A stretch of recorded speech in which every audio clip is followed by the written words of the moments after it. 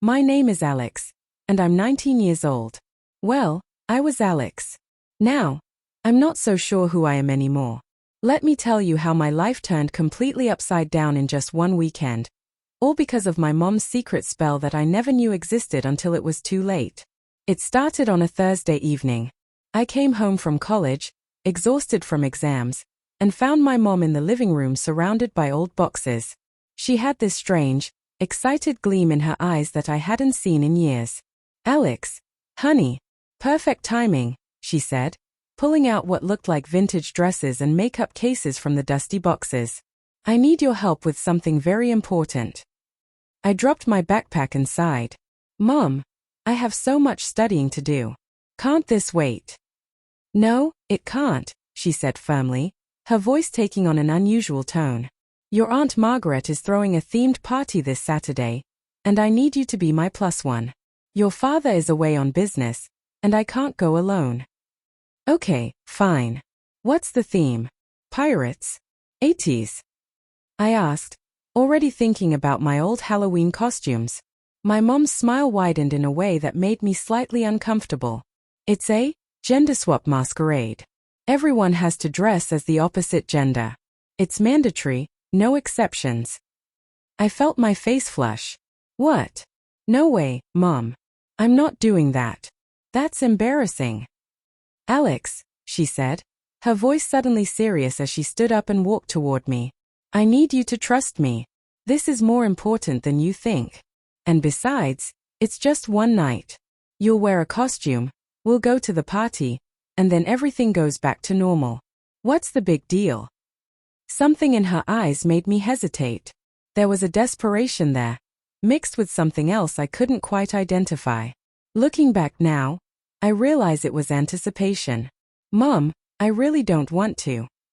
"I'll pay you $500, she interrupted. "And I'll do all your laundry for a month. Plus, I'll cover your car insurance next semester." I paused. $500 was a lot of money for a broke college student. And free car insurance? That was hard to turn down. "Fine," I groaned. "But just this once, and nobody from my college better be there." "Deal," she said quickly, almost too quickly. "Now, we need to get started right away. The party is in 2 days, and we have a lot of preparation to do." The next morning, Friday, I woke up to my mom shaking my shoulder at 7 a.m. "Rise and shine. We have appointments all day," she announced cheerfully. "Appointments?" I mumbled, still half asleep. "Yes. Hair, nails, makeup consultation, dress fitting. If you're going to do this, we're going to do it right." I sat up in bed, suddenly very awake. "Wait, what? I thought I'd just throw on a wig and a dress. Why do we need all that?" My mom sat on the edge of my bed, and that strange look was back in her eyes. "Alex, this party is very exclusive. Aunt Margaret's friends are very particular about authenticity. If you show up looking like a guy in a cheap costume, we'll both be humiliated. Trust me, we need to do this properly." Something felt off, but I had agreed, and my mom seemed genuinely worried about it. "Okay, fine. But nothing permanent, right?" "Of course not, sweetheart," she said with a smile that I would later recognize as deceptive. "Everything is completely reversible." Our first stop was a salon. Not just any salon, but an upscale place called Transformations in the city, about an hour's drive from our suburban home. "We have an appointment for Alex," my mom told the receptionist, a woman with vibrant purple hair and kind eyes. "Ah yes. The full transformation package. Follow me." I was led to a chair, and before I could protest, 3 stylists surrounded me. My mom had disappeared somewhere, leaving me alone with these strangers. "So, we're going for a complete feminine look," the head stylist, whose name tag read Jasmine, said while running her fingers through my hair. "Your mom mentioned you want something elegant but youthful. I'm thinking we keep some length but add layers and soften the edges. Maybe some highlights." "I guess," I said uncertainly. My hair was already somewhat long, reaching past my ears. I had been meaning to cut it but never got around to it. What followed was 3 hours of cutting, coloring, and styling. They gave me what they called a feminine shag cut with honey blonde highlights that apparently brought out my eyes. When they were done and spun me around to face the mirror, I barely recognized myself. My hair looked like it belonged to someone else, someone softer, prettier. Wow, I whispered. Just wait until we add makeup, Jasmine said with a wink. You're going to be stunning. The makeup consultation was next. A woman named Rita taught me the basics: foundation, concealer, contouring, eyeshadow, eyeliner, mascara, lipstick. My mom watched intently, taking notes and asking questions.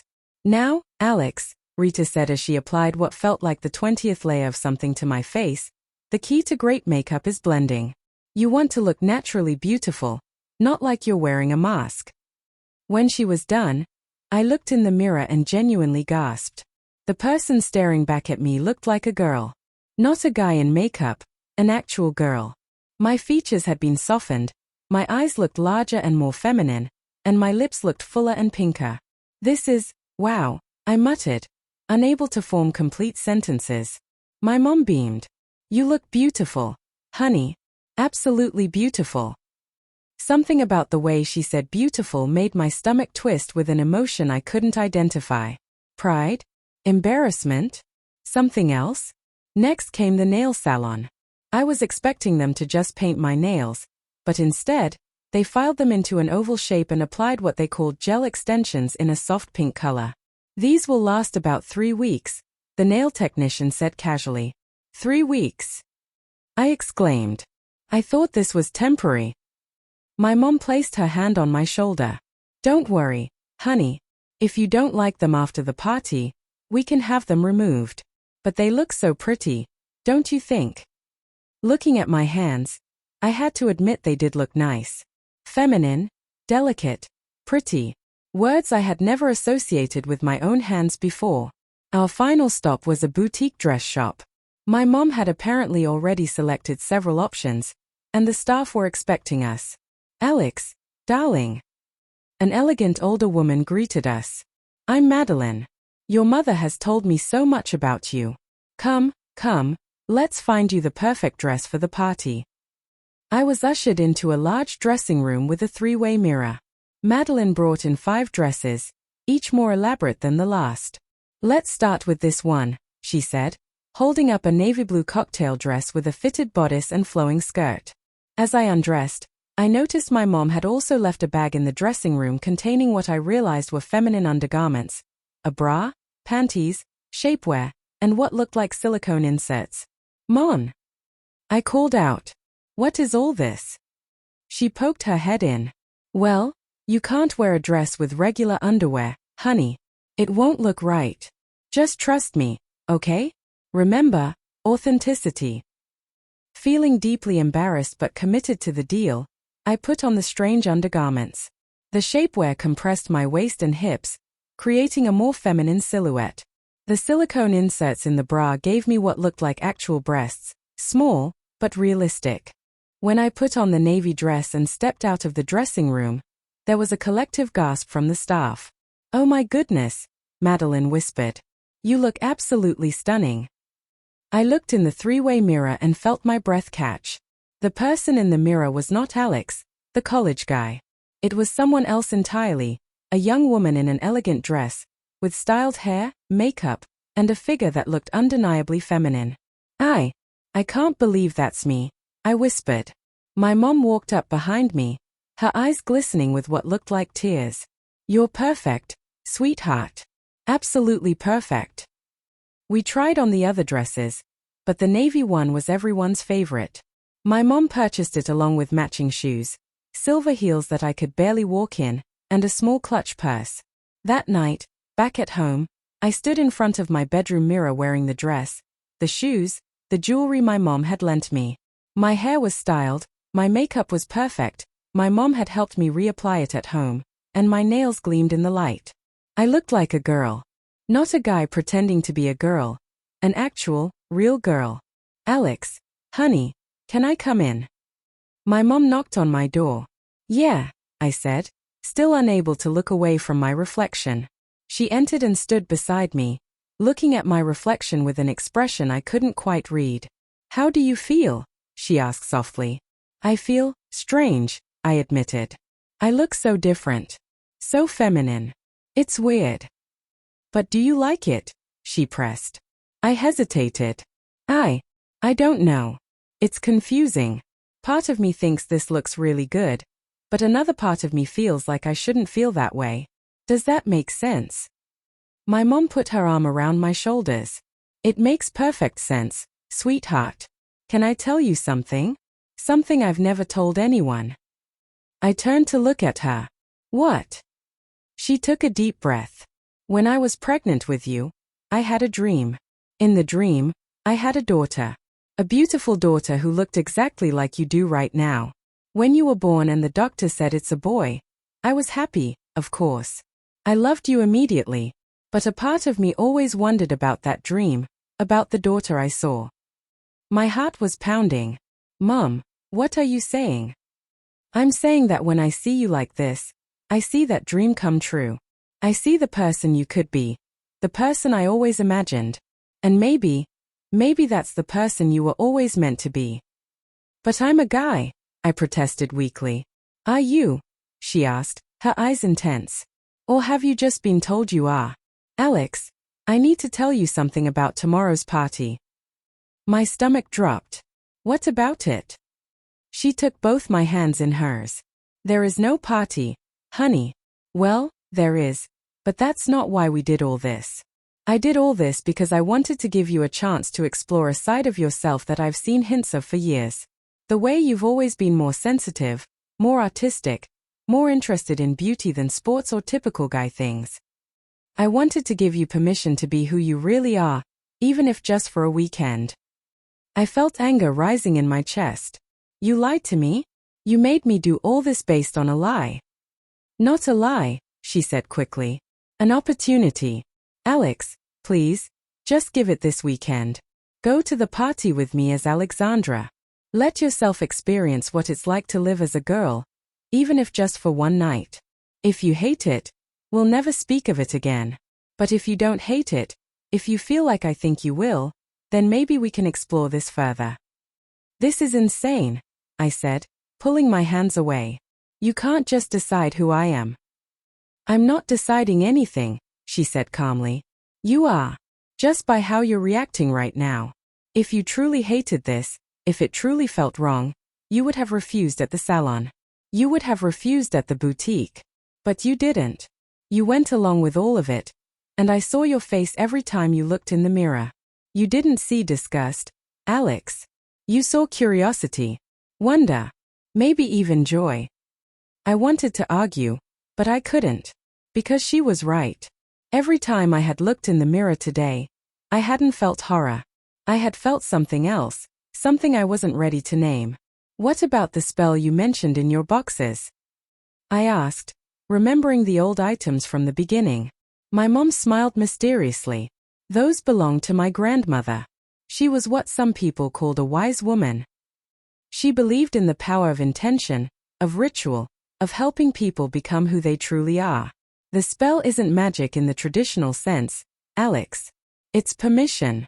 It's opportunity. It's transformation through acceptance." "So there's no actual spell?" I asked. "Oh, there's a spell," she said cryptically. "But it only works if the person is ready for it. If they want it, deep down. And I think you want this, honey. I think you've always wanted this." The next evening, Saturday, I found myself getting ready for the party. My mom helped me with my makeup, styled my hair, and helped me into the navy dress. "Remember," she said as she fastened a delicate silver necklace around my neck, "tonight, you're Alexandra. Not Alex, but Alexandra. Let yourself be her completely. Don't worry about anyone recognizing you. Aunt Margaret's party is in the city, and none of your friends will be there. This is your safe space to explore." As we drove to the party, I kept looking at my reflection in the car window. Alexandra looked confident, elegant, beautiful. Everything Alex wasn't. The party was at a fancy hotel ballroom, and as my mom said, it was indeed a gender swap masquerade. Men were dressed as women, Women were dressed as men, and everyone was wearing elaborate masks. But as I walked into the ballroom in my navy dress and silver mask, I realized something. Most of the men dressed as women looked like men in dresses. They had beards, deep voices, masculine builds. They were clearly men playing dress-up. I didn't look like that. I looked like a woman. And people treated me like one. "Good evening, ladies," a waiter said, offering us champagne. "You look absolutely lovely," an older woman said to me. "Is that dress vintage?" "Thank you," I said, my voice naturally softening. "No, it's new." Throughout the night, I was treated as Alexandra. Men asked me to dance. Women complimented my dress, my hair, my makeup. My Aunt Margaret, who I barely recognized in a tuxedo and fake mustache, hugged me and whispered, "Your mom told me everything. I'm so proud of you, sweetheart." As the night went on, something inside me shifted. Being Alexandra didn't feel like wearing a costume. It felt like coming home. It felt right in a way that being Alex never had. Around midnight, I found my mom on the balcony, looking out at the city lights. "Thank you," I said softly. She turned and smiled. "For what?" "For seeing me. For knowing me better than I knew myself. For giving me permission to be who I really am." Tears streamed down her face. "So you felt it? The rightness of it?" I nodded, my own tears starting to fall. "I don't know what this means for my future. I don't know if I'm transgender or if I just like cross-dressing or if this is something else entirely. But I know that tonight, for the first time in my life, I felt like myself. Really, truly myself." My mom pulled me into a hug. "That's all I wanted, honey. For you to feel that. Everything else, we'll figure out together. There's no rush, no pressure. But now you know. Now you know who Alexandra is, and she can be part of your life in whatever way feels right." Later that night, back at home, I was about to take off the dress when my mom knocked on my door. "Before you change," she said, "I want to show you something." She led me to her bedroom and opened an old wooden box from the attic. Inside were crystals, dried herbs, old photographs, and a leather journal. "This belonged to my grandmother," she said, opening the journal. "She wrote spells, but not the kind you're thinking of. She wrote intentions, manifestations, ways of helping people accept their true selves." She turned to a page marked with a ribbon. At the top, in faded ink, it read, "A spell for revealing one's true self." The spell was simple. Create an opportunity for transformation. Provide the tools necessary. Remove judgment and expectation. Allow the person to see themselves as they truly are. If the reflection brings joy, the spell has worked. If it brings discomfort, no harm is done. "I performed this spell for you," my mom said softly. "I created the opportunity, provided the tools, removed judgment, and let you see yourself. The fact that you felt joy means the spell revealed your truth." I read the words again, and something clicked into place. So the spell isn't about changing who I am. It's about revealing who I already was. "Exactly," my mom said, closing the journal. "Magic isn't about transformation from the outside. It's about recognition from within. And you, my darling Alexandra, recognized yourself tonight." I woke up the next morning still wearing the nightgown my mom had given me to sleep in. I walked to the bathroom and looked at myself in the mirror. My makeup was smudged, my hair was messy, but I still looked like her. Like Alexandra. And it still felt right. I spent that Sunday experimenting with different looks, different outfits from my mom's closet, different makeup styles. We didn't talk much. We didn't need to. The spell had done its work. By Monday morning, I had a decision to make. Did I go back to being Alex, the college guy? Or did I start the journey of becoming Alexandra full-time? I thought about my classes, my friends, my life. I thought about the comfort of familiarity versus the joy of authenticity. I thought about my mom's dream of having a daughter and my dream of feeling whole. In the end, the choice was easy. "Mom," I said over breakfast, "I think I need to make an appointment with a gender therapist. And maybe we should talk to the university about me transitioning. I don't think I can go back to being Alex." Not after knowing what it feels like to be Alexandra. My mom's face broke into the biggest smile I'd ever seen. Are you sure? I'm sure, I said, and I meant it. The spell worked. I see myself now. And I see her. It's been 3 months since that weekend that changed my life. I'm now living as Alexandra full-time.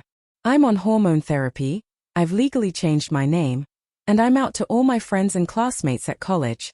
It hasn't been easy. Some people don't understand. Some people have been cruel. But more people have been supportive than I ever expected. My mom framed my grandmother's spell and hung it in my bedroom as a reminder. The magic was always inside me, waiting to be recognized. People often ask me, when did you know you were trans? And I tell them the truth. I knew the moment I looked in the mirror at the salon and didn't see a guy in a costume. I saw me. The real me. My mom didn't trap me with her secret spell. She freed me with it. She gave me permission to be myself at a time when I didn't even know I needed that permission. Sometimes, the most powerful magic isn't about changing reality. It's about seeing reality clearly for the first time. And now, every time I look in the mirror and see Alexandra looking back, I think about my mom's grandmother's words. If the reflection brings joy, the spell has worked. The spell worked. I am free. I am Alexandra.